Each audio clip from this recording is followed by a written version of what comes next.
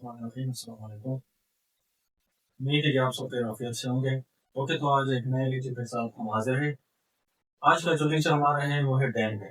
ठीक है, तो इससे पहले हमने सिंपल पेंडुलम भी पढ़ा था और वहाँ पे सिंपल पेंडुलम की ऑसिलेटरी मोशन को भी हमने देखा था। अभी डैम्पिंग का फिनोमेना जो हम ऑसिलेटरी मोशन में देखेंगे कि ये किस तरह जो है सिंपल पेंडुलम में डैम्पिंग का फिनोमेना अंडर होता है।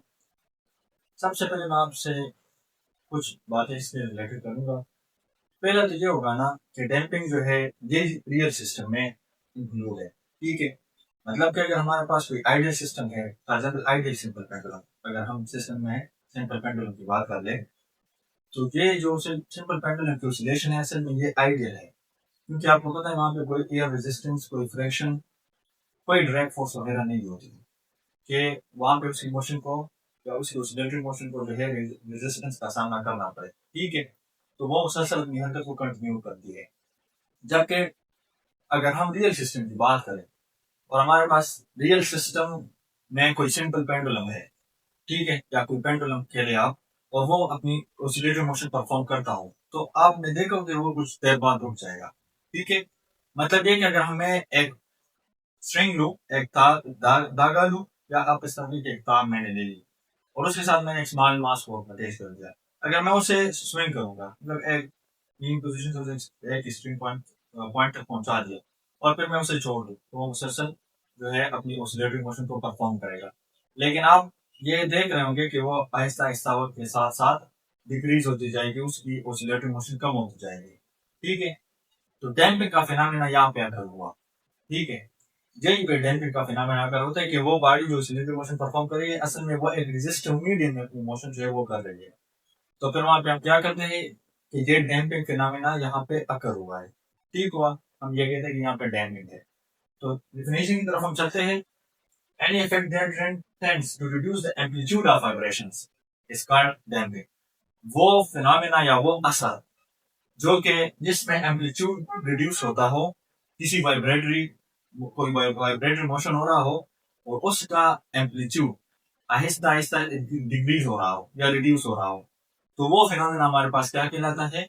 डैम्पिंग कहलाता है। ठीक है, या दूसरी डिफिनेशन हम ऐसा कर सकते हैं कि oscillatory motion of the body which is performing in a resistive medium, जो कि एक resistive medium में कोई oscillatory motion perform हो रही हो, due to which the amplitude of an oscillating body decrease, जिसकी वजह से amplitude of oscillating body क्या हो decrease हो रही हो वक्त के साथ साथ।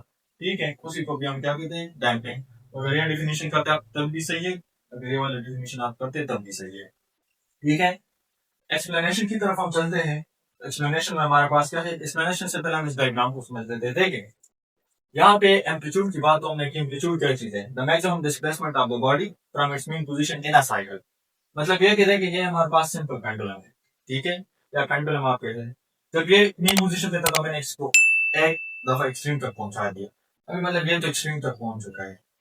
ये हमारे पास अब रियल पेंडुलम है। आइडियल केस में आप जो है आइडियल केस हमने नहीं लिया है। ठीक है, तो जब ये मीन एक्सट्रीम से वापस इस मीन तक आएगा, रिस्टोरेंट फोर्स से वापस लाएगा, ये दूसरे एक्सट्रीम तक चला जाएगा। फिर अभी मतलब इसकी तो एक साइकिल इस तरह वापस जब ये दोबारा में तक आएगा तो इसकी एक साइकिल कंप्लीट हो जाएगी। अभी जब ये एक साइकिल कंप्लीट हो चुकी, वापस से मीन से फिर जो है दूसरे मतलब जो पहले एक्सट्रीम था इसका उस तक फिर वापस जाएगा, लेकिन ये अभी उस पहले वाले एक्सट्रीम पॉइंट तक नहीं जाएगा, ये उससे थोड़ा सा इसकी मोशन थोड़ी सी कम होगी, मतलब दूसरा एक्सट्रीम पॉइंट बनेगा लेकिन वो पहले वाले एक्सट्रीम पॉइंट से पहले बनेगा। ठीक है, मतलब ये इसकी एक्सट्रीम पोजीशन है लेकिन ये इस वाले पॉइंट से थोड़ा सा आगे है क्योंकि इसकी मोशन में कमी आ रही है अभी। तो देखिए यहाँ पे ये एम्पलीट्यूड 1 था, इसका हमने इसको x0 1 से रिप्रेजेंट किया, अभी यहाँ पे इसके लिए x0 2 है। फिर जब ये इसी तरह ये साइकिल वापस जाएगी यहाँ तक, ये इसका एम्पलीट्यूड आएगा, फिर वापस जब मीन तक आएगा तो मतलब ये यहाँ से इस तरह एक साइकिल फिर कंप्लीट हुआ।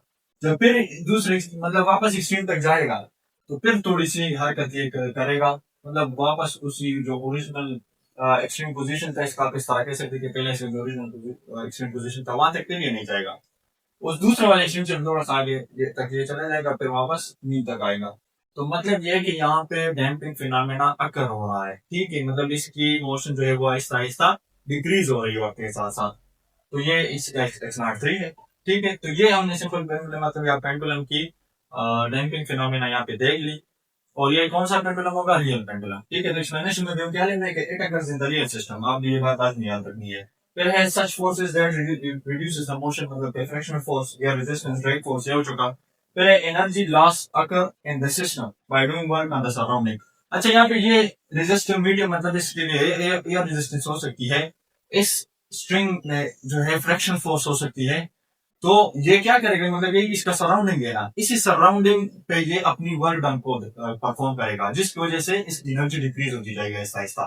ठीक है, तो जब ये वर्क डन परफॉर्म करेगा सराउंडिंग पे, इसकी एनर्जी क्या होगी? कम होती जाएगी वक्त के साथ साथ। तो यहाँ पे एनर्जी लॉस का मतलब ये है कि एनर्जी में इसकी कमी आएगी, तो जब एनर्जी में कमी आएगी तो इसकी मोशन क्या होगी? आहिस्ता आहिस्ता डिक्रीज होगी ना। ठीक है, फिर ये क्या करेगा? फॉर एग्जांपल ये पेंडुलम है, तो eventually the motion after oscillating body stops and thus the body comes to rest. ये बॉडी रेस्ट में आ जाएगी, आखिरकार इसकी मोशन रुक जाएगी। ठीक है, अगर इस डायग्राम को देख लेते हैं कि फॉर एग्जांपल ये हमने इस ग्राफ के थ्रू भी समझना है। तो पहले एम्पलीट्यूड हमारे पास ज्यादा है, जब ये एक साइकिल इस तरह कंप्लीट करेगा वापस इस पॉइंट में आएगा, इसलिए एक साइकिल कंप्लीट होगी, लेकिन एम्पलीट्यूड जो है कम होगा। ठीक है, मतलब एक्स नॉट 1 से हमने रिप्रेजेंट किया। दूसरी साइकिल जब कंप्लीट करेंगे फिर एक्स नॉट 2 होगा, जिस तरह हमने यहाँ पे समझा दिया। अच्छा, इसी तरह हमारे साथ एक्स03 भी मजीद कम होता जाएगा इस साइकिल में। ठीक है, तो ये भी हमारे हमने ग्राफ से शो करवा दिया कि डैम्पिंग के फिनोमेना किस तरह की चीज जो है वो डिक्रीज होती है। ठीक है, अभी नोट यहाँ पे ये है ना, देखिए हमने पहले भी बता दिया कि ये रियल सिस्टम के लिए है। रियल सिस्टम हमारे पास डैम्पिंग फिनोमेना अकर होती है, जबकि आइडियल सिस्टम में या आइडियल पेंडुलम में कोई भी डैम्पिंग फिनोमेना अकर नहीं होती। तो देखिए यहाँ पे ideal system oscillatory motion have considered so far, मतलब ये ज्यादा मदद के लिए हमारे पास ऑसिलेटरी मोशन परफॉर्म करेगा पेंडुलम, अगर वो आइडियल केस हो। ठीक है, या फॉर एग्जांपल अगर वो आइडियल सिस्टम है। इसी तरह systems that oscillate इंडेफिनिटली under the action of linear restoring force, अगर वो बेशुमार या लगातार तरीके से वो मुसलसल हरकत करता रहता है, तो मतलब ये कि उस पे मुसलसल जो के उसकी मोशन होती है वो under the action of linear restoring force होती है। ठीक है, क्योंकि हमें पता है जब ये एक्सट्रीम पोजीशन पे पहुंचती है, तो एक्सट्रीम पोजीशन पे यहाँ पे इस पे रिस्टोरिंग फोर्स जो है वो एक्ट कर रही है, वापस इसको मीन तक लाती है, दूसरे एक्सट्रीम तक जाती है, इसी तरह फिर वापस मीन तक आती है। तो ये इसी तरह मोशन को कंटिन्यू करती है, लेकिन ये आइडियल सिस्टम में है। रियल सिस्टम में अगर हम किसी भी पेंडुलम को वो उसे मोशन देते हैं, तो वो उस लेटिंग मोशन परफॉर्म करेगी, लेकिन दौड़ ही जाएगी, फिर वो रुक जाएगी। ठीक है, क्योंकि वहां पे एनर्जी लॉस होती है, सराउंडिंग पे वो मसलसल वर्क कर रही होती है। अच्छा, अगर हम इसकी एप्लीकेशन को देख लें, ये हमारे पास शॉक एब्जॉर्बर में आपने ये फिनोमेना देखा होगा कि जब भी हम चाहते हैं कि पैसेंजर जो है किसी भी गाड़ी पे, मतलब में गाड़ी में पैसेंजर जो है वो जा रहे हैं, या किसी बाइक में कोई पैसेंजर जा रहा है, तो अगर वो चाहते हैं कि हमारी राइड स्मूथ हो और बिल्कुल कंफर्टेबल हो, तो वहां पे फिर शॉक एब्जॉर्बर इस तरह लगाए जाते हैं कि वो इलास्टिक हो। मतलब ये कि वहां पे ये डैम्पिंग का फिनोमेना अकर होती है, अगर हम चाहते हैं कि हमारी राइड स्मूथ हो और कंफर्टेबल हो। ठीक है, तो जब स्प्रिंग वहां पे जो शॉक एब्जॉर्बर है वो भी स्प्रिंग की तरह ही कर रहा है, लेकिन वो क्या कर रहा है, मजीद मतलब अपनी मोशन को बहुत ही ज्यादा कम तरीके से वो कंप्रेस हो रहा है, फिर वापस जो है एक्सपेंड हो रहा है। ठीक है, तो मतलब वो स्मूथली इस तरह का एक्शन परफॉर्म करता है।